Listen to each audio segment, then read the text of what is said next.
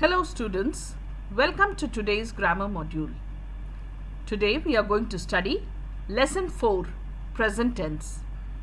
As the name of the chapter suggests, it is revision. It is a topic you are familiar with, which we shall be revising today. What is tense? Tense is the change in the form in a verb to express the time of an action. Basically, there are three tenses: present tense, past tense and future tense. These tenses are further subdivided into indefinite or simple tense, continuous tense, perfect tense and perfect continuous tense. Today, since the name of the chapter denotes, we will read about present tense in detail. The present tenses express an action, a state of being or possession at the moment of speaking. It is used to talk about a regular action. Example, I get up at 6 o'clock, which is a daily routine. It is used with words like always, never, usually, generally, often, every day and once a month. It is also used to express scientific facts, geographical facts or permanent truths. Example, all human beings are mortal. This is a scientific fact. Similarly, generally we get holidays in the month of June. This is all examples of present tense. Further uses: to express natural qualities or processes or professional activities. For example, dogs are very loyal to their masters. This is again a natural quality of a dog. In newspaper headlines, for example, India wins the international T20 cricket tournament. Similarly, to express a future event that is already planned. In book, page number 34, the example given, the bus leaves at 5 p.m. tomorrow morning, should be corrected. It is a misprint. It will be, the bus leaves at 5 p.m. tomorrow evening. Apart from this, the present tense is also used in exclamatory sentences beginning with here or there. Example, here comes the ballet dancer. So these are some uses of present tense. Now we will learn about the present continuous tense. The present continuous tense is used to denote an action that continues at the time of speaking. Something that is actually happening as we are speaking. For example, my grandfather is watching television. I am sitting down because I am tired. In both the cases, the action is still continued. It will be in the ing form. Now for the uses of present continuous tense. When we want to talk about an action taking place at the time of action. For example, I am writing a story. As we are speaking, I am still writing about this action. So, I am writing a story is present continuous. Similarly, to talk about an action taking place nowadays, which is my brother is learning French nowadays.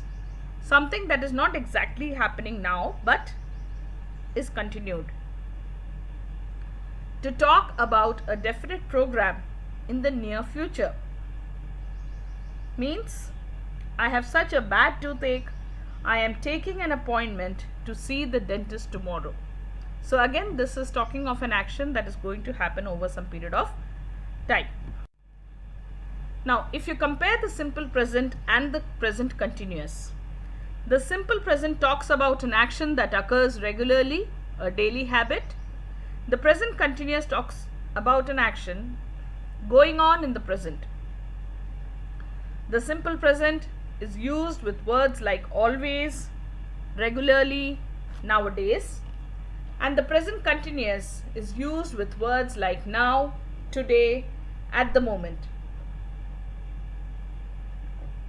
If you look at an example, simple present, I do my homework every evening. I am doing my homework now. So in the present continuous, the action of doing the homework is still going on. Now we come to the present perfect tense. The present perfect tense shows past events whose time is not mentioned. To show an action that has just been completed but whose effect can be felt at the time of speaking. To show an action that started in the past and is still continuing. So basically the structure of present perfect is have or has, depending on singular or plural, plus the past participle of the verb. For example, I have written a letter to the principal.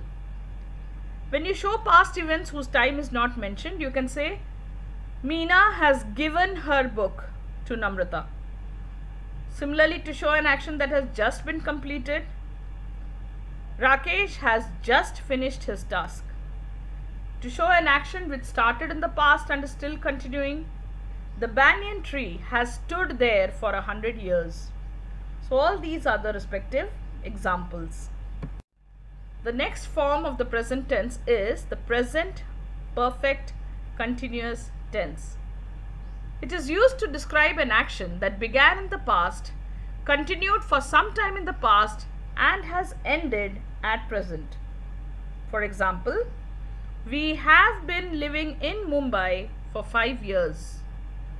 So, right at present we are not, but we have completed 5 years in Mumbai. We use specific words like since, for, or time periods, maybe for 5 years, to indicate the passage of time. Other examples that are useful in this context are the use of the words since and for. Uses of since. Since is used to indicate the beginning of a time period until the present, for the starting point of actions, events, or states of being, can only be used with the present, with a perfect tense, and it will have a specific date, day, event, or time mentioned. For example, I have known her since June. Remember, when we stress the beginning of the action, in this case June, we use since. Like, you cannot say I have known her for June. It has to be since. And the other notable thing is it is used only with the perfect tense. Now coming to for. For is used when we are talking about an amount of time or a time period.